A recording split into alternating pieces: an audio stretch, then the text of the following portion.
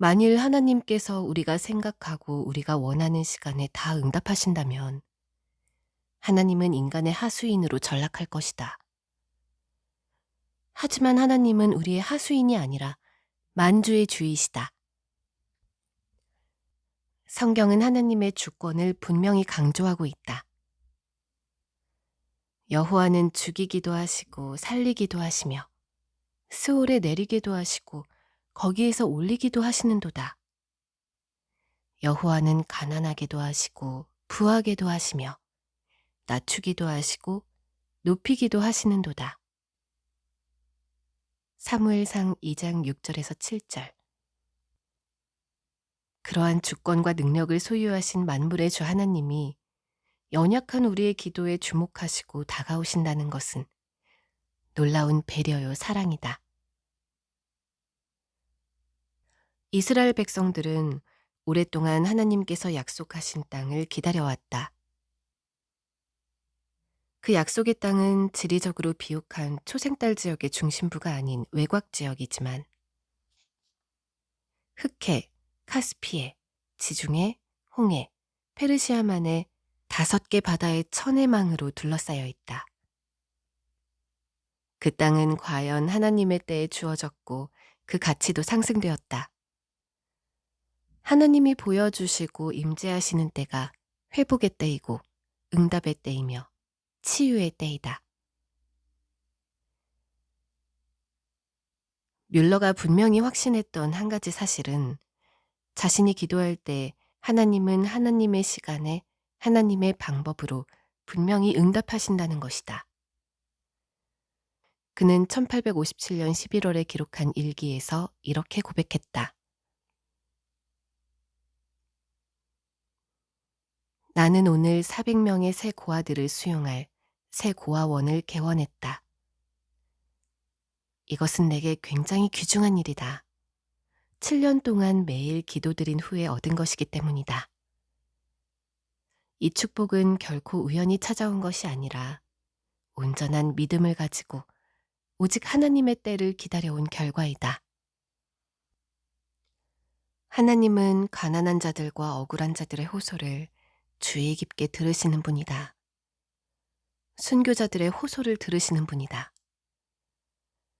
가인에게 목숨을 잃은 아벨의 호소를 듣고 계셨던 것처럼 하나님은 오늘날도 땅에서 부르짖는 우리의 기도 소리를 귀담아 들으신다. 우리는 기도의 동산에 올라가 하나님께 호소드려야 한다. 골방에 들어가 하나님께 호소드리는 일, 하나님의 전에 올라가 하나님께 호소드리는 일, 이것보다 귀한 것은 아무것도 없다. 하나님은 기도의 골방에서 우리 근심의 부스러기를 정화의 불로 태워주신다. 혹독한 고통의 혈맥에 생명을 수혈해 주시며 신비로운 새 에너지로 채워주신다. 하늘의 거룩한 하나님은 그분을 의뢰하며 찾는 그리스도인들에게 풍성한 긍휼로 대하신다. 아무리 작은 목소리도 능히 거룩한 보좌에서 들으신다. 그리고 면밀하고도 심오한 음성을 들려주신다. 뮬러, 그는 어려움이 생길 때마다 하늘의 아버지를 자신의 유일한 호소의 대상으로 삼고 그 앞에 나아가 호소함으로 달콤하고도 독점적인 은혜를 경험했으며 하나님의 풍성한 응답을 받았던 대표적인 믿음의 인물이다. 내가 산을 향하여 눈을 들리라. 나의 도움이 어디서 올까? 나의 도움은 천지를 지으신 여호와에게서로다. 시편 121편 1절에서 2절. 또한 우리를 돌보시는 분이다. 너희 염려를 다 주께 맡기라. 이는 그가 너희를 돌보심이라. 베드로전서 5장 7절. 뮬러의 믿음 생활 중에 무엇보다도 중요한 것은 자신의 모든 문제들을 하나도 남김없이 십자가 앞에 내려놓는 일이었다. 주님을 향한 그의 전폭적인 맡김은 하나님의 도우심을 충분히 받아낼 수 있는 믿음의 맡김이었다. 그의 전폭적인 맡김은 내일에 대한 근심에서 해방시켜주며 순전한 자유를 누릴 수 있게 해주었다. 그의 맡김은 일시적인 맡김이 아니었다. 1시간의 맡김이 아닌 24시간의 맡김이었으며 하루의 맡김이 아닌 365일의 맡김이었으며 1년의 맡김이 아닌 전생애를 맡기는 삶이었다. 뮬러의 철저한 맡김, 완전한 맡김, 100%의 맡김을 하나님은 특별히 기뻐하셨고 그 결과 큰 역사를 자주 보여주셨다. 뮬러의 맡김은 하나님 앞에서 산 믿음의 증표가 되었던 것이다.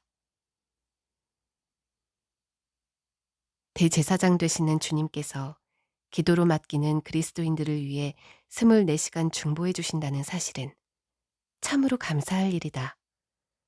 로마서 8장 34절. 어떤 짐이든 그리스도의 십자가 아래 내려놓기만 하면 더 이상 내 짐이 아니라 그리스도의 짐이 된다. 주님께 맡기는 사람은 주님이 허락하신 가벼운 멍에만 지고 희락을 누리며 살 수 있다. 뮬러는 맡김의 믿음을 통해 순간순간 주님의 놀라운 응답을 만끽할 수 있었다. 하나님의 뜻을 위해 내 뜻을 기꺼이 포기할 준비가 되어 있는가? 내 뜻이 충분히 포기되었을 때 하나님의 뜻이 충분히 드러날 것이다. 내 주장을 먼저 포기할 때 비로소 주님의 뜻을 구할 수 있으며 주님의 기적과 응답을 체험할 수 있는 길이 열리게 된다. 삶이 고달프고 험악해도 하나님의 뜻을 꾸준히 추구하며 나아갈 때 하나님은 내 생각보다 훨씬 더 나은 길을 예비해 주신다. 하나님의 뜻이 즉시 드러나지 않는다고 해서 낭망하지 말라. 하나님께서는 기도하며 기다리는 자에게 적절한 때에 친히 그 증거를 보여주신다.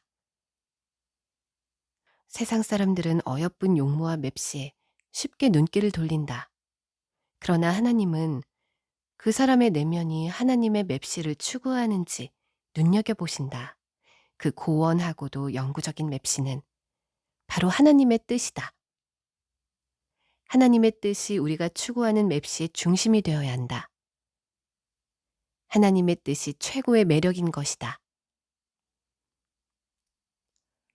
그런데 주의해야 할 것이 있다. 사람들은 때때로 열망만 있으면 무엇이든지 하나님의 뜻으로 여기고 그 일에 뛰어들었다가 오히려 낭패를 보는 경우가 종종 있다. 하지만 뮬러는 하나님의 분명한 인도가 없는 한 자신의 열망만 가지고 사역에 뛰어드는 실수를 범하지 않았다. 1835년 초에 계속되었던 내 진지한 기도와 선교사로 나가고 싶었던 내 개인적 열망에도 불구하고 주님은 나를 보내지 않으셨다. 만일 그것이 주님의 뜻이었다면 왜 보내지 않으셨겠는가? 그는 42년의 세월과 그 뒤 주님의 품에 안길 때까지 21년 동안 개인적으로 열망했던 선교사의 일보다 오히려 수십 배, 수백 배가 넘는 훨씬 효과적인 선교 사역을 감당했다. 그는 브리스톨에 남아 있었지만 기도로 더 많은 일들을 했다. 성서연구회를 설립하고 선교사를 지원하며 쓴 재정만 해도 무려 750만 달러가 넘었다. 그의 인생 황혼기라 불리는 마지막 20여 년의 기간에는 세계 곳곳을 다니며 주님의 복음을 전했다.